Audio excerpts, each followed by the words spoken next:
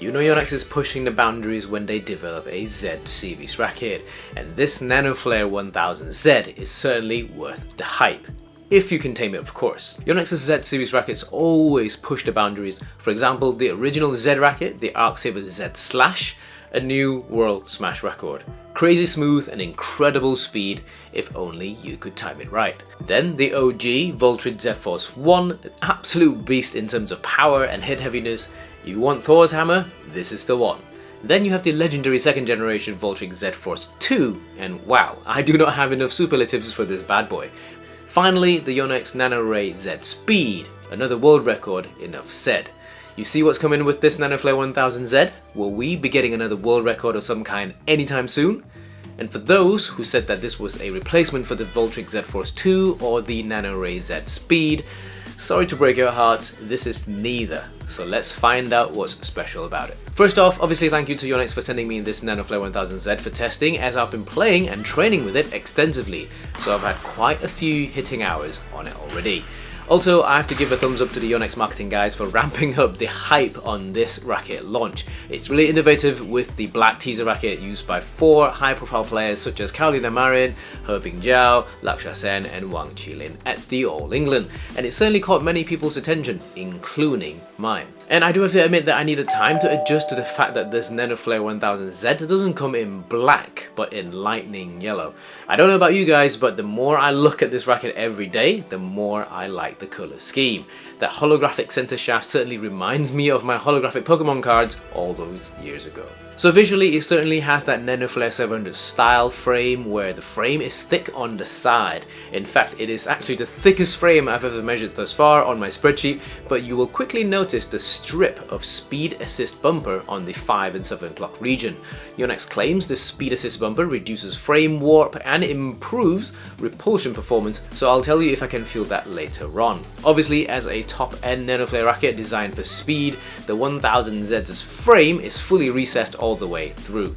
Additionally, there's two-tone design on the Nanoflare 1000Z on the frame itself.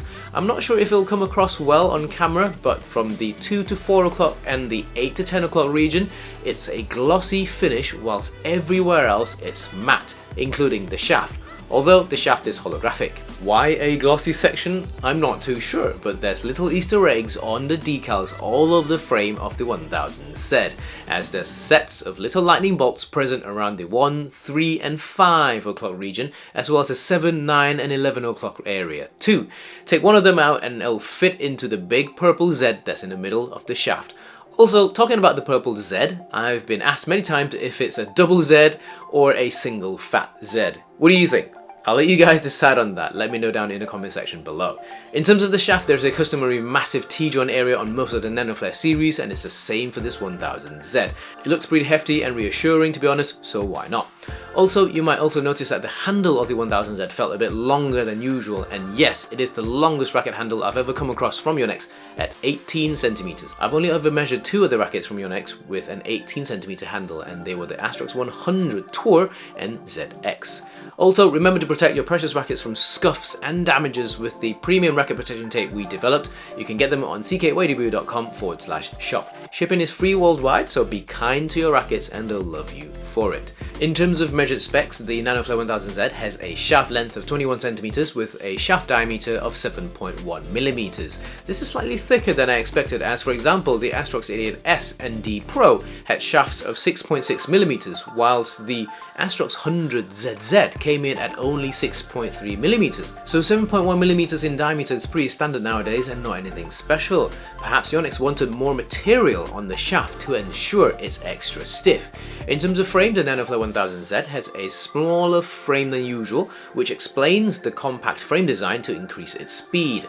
The 1000Z's frame measured in with a height of 23.4 centimeters and a 18.5 centimeters width. In comparison to the Yonex Nanoflare 700, that had a frame height of 24 centimeters and width of 18.7 centimeters, so both taller and wider, so you would also expect a bigger sweet spot on the 700.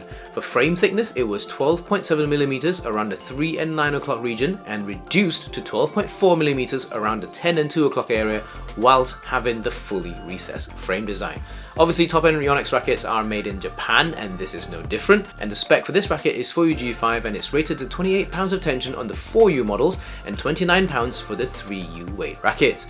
Also, in terms of string recommendation, Yonex recommends the X-Bolt 65 string for power and Aerobite for control. I obviously strung it with Aerobite as that's my current favorite string, and decided to go with green on this one this time around. I strung it on my usual tension of 27 by 29 pounds, and the 1000Z held really well, so no issues there.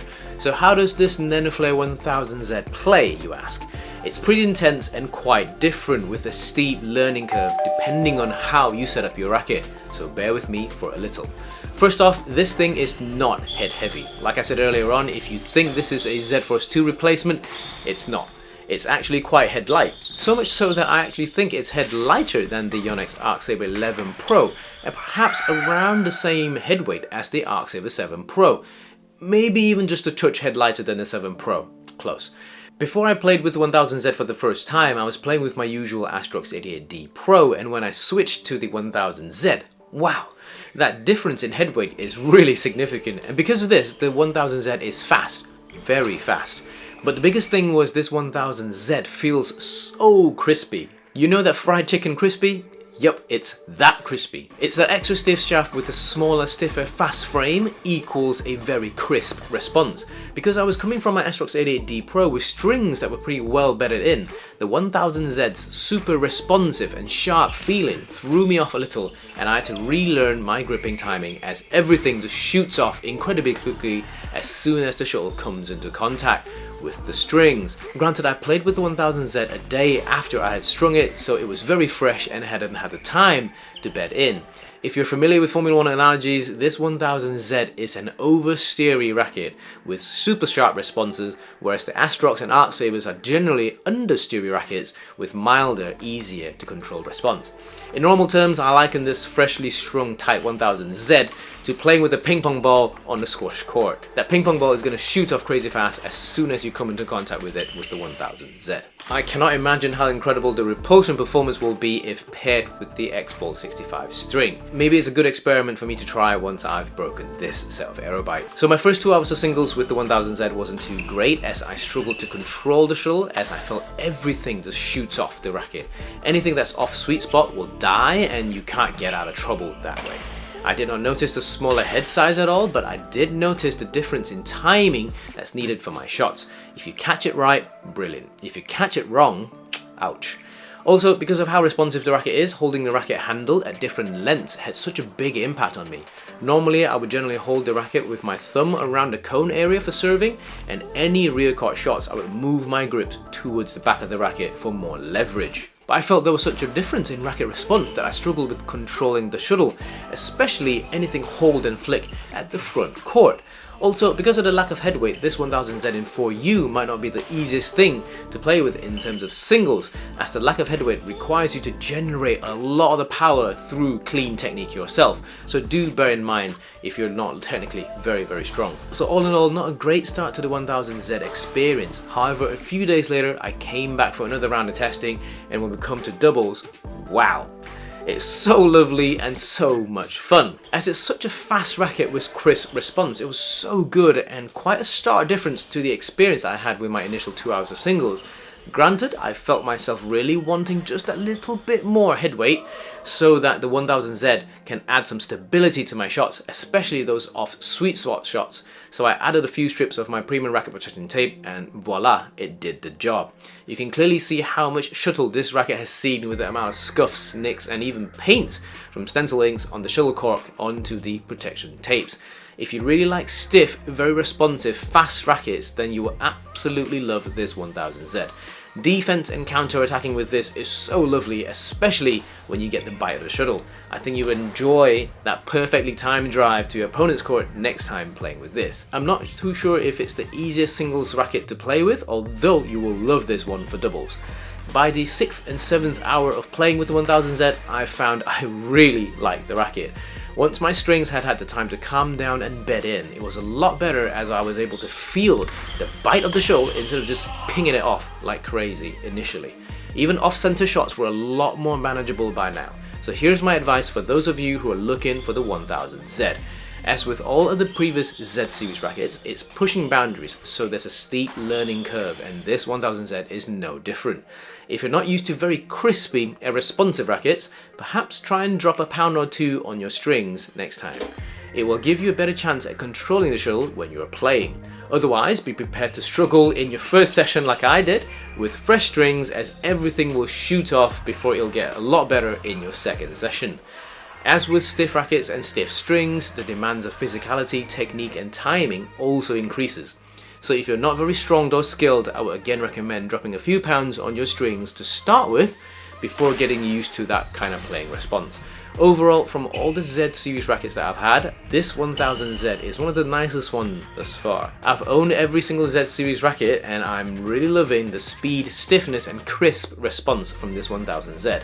I'm hoping to get my hands on a 3U model to test to see if it's any better at singles or has it lost some of that speed. I'll report back if I do manage to test in the future. In the meantime, what do you guys think about this one? Single Fat Z or ZZ? I'll see you in the next one.